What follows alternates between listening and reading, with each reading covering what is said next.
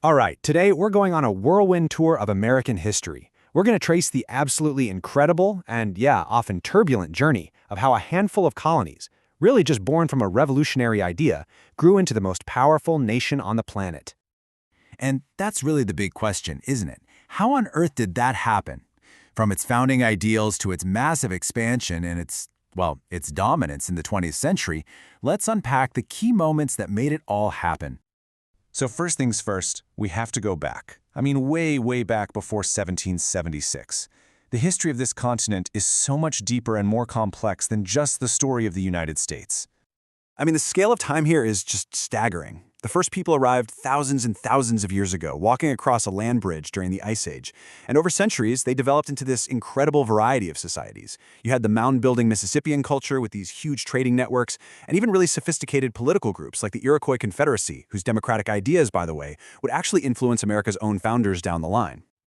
Okay, fast forward to the 1600s, and suddenly European powers see big opportunity. The Spanish start colonizing the South, the French build this massive fur trade up north, and the Dutch set up trading posts.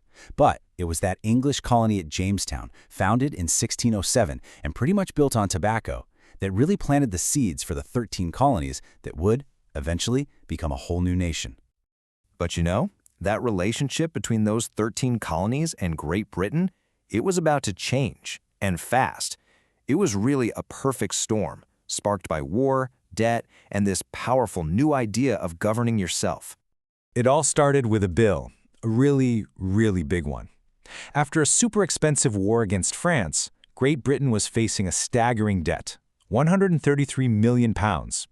And to pay for it, the government looked right at its American colonies and started dreaming up new taxes.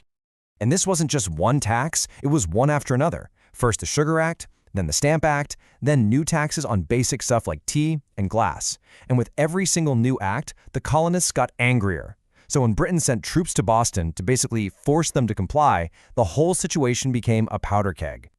And this became the heart of the whole argument. It was never just about the money. It was about a fundamental right. They believed that as British citizens, they couldn't be taxed by a parliament where they didn't have anyone to represent them. That simple phrase became their powerful, unifying rallying cry. So after years of protests, and with the first shots of a war already fired, the Second Continental Congress took this absolutely monumental step.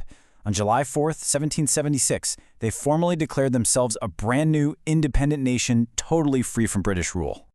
Now, after a long and brutal war, and with a lot of help from the French, by the way, the Americans won. But then came the hard part, actually building a country.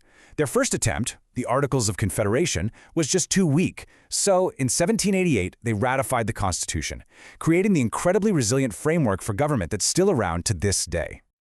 This new nation, it was ambitious. So the 19th century became this era of just breathtaking expansion. But here's the tragic irony. As the country got bigger, a deep, violent division was growing right along with it. A division that would literally tear the nation apart. The engine driving all of this was an idea called manifest destiny.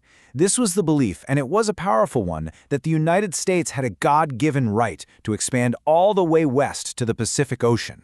And this idea was used to fuel things like the Louisiana Purchase and justify wars like the Mexican-American War.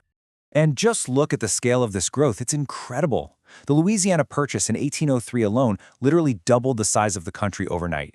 By 1850, the U.S. stretched from coast to coast.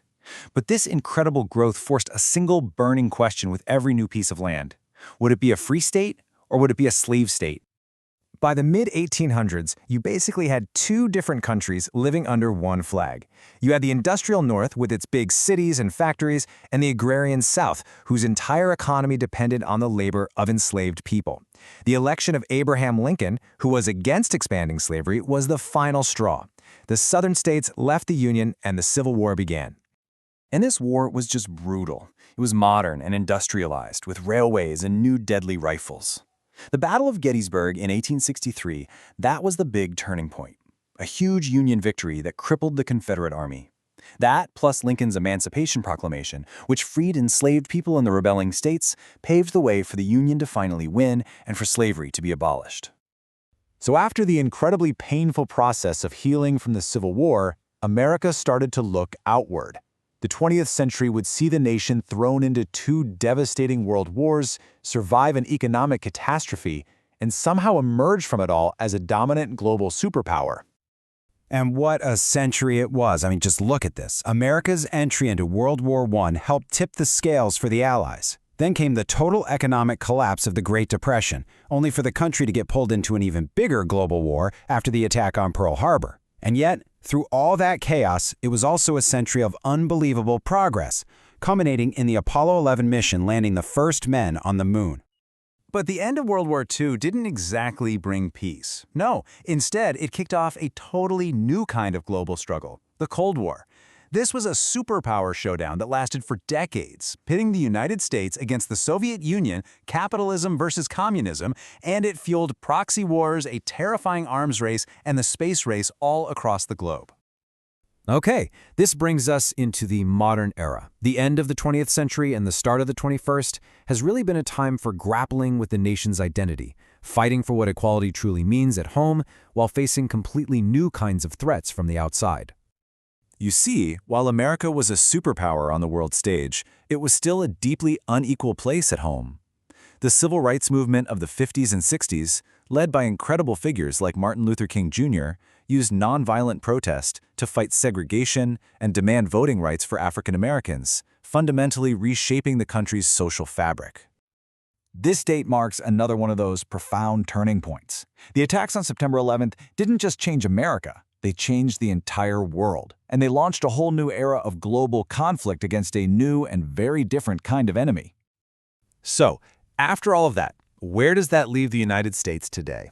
Well, it is still a leading world power, with the planet's largest military and a massive economy. It's still a leader in science and exploration, and yet it's also a nation still grappling with its past, still working to heal the deep divisions that are very much still there.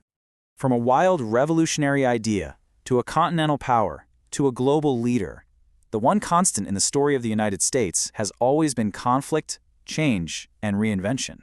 And that really just leaves us with the ultimate question: what comes next?